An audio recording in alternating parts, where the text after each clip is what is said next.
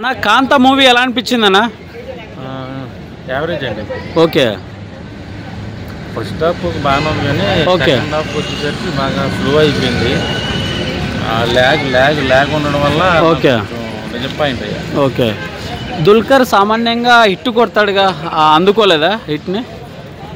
దుల్కర్ గారి యాక్టింగ్ బాగుందండి, బాగా. ఓకే. ఆయన అవార్డుకి ఒక నేషనల్ అవార్డు వచ్చిన తప్పలేదు. ఓకే. సో సెకండ్ హాఫ్లో మర్డర్ సీక్వెన్స్ ఉంటుంది. ఓకే. Investigation okay. అది అంత ఎంగేజింగ్గా చూపించలేదు. ఓకే. సో అదే కొంచెం ల్యాగ్ అనిపించింది.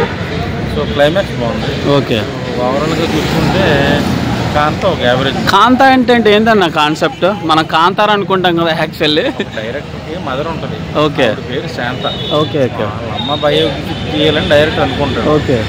సో ఆ శాంత కాస్త కాంతాగా పేరు మారి ఓకే. సినిమా చేయాలనుకుంటాడు. ఓకే. ఇదే కదా.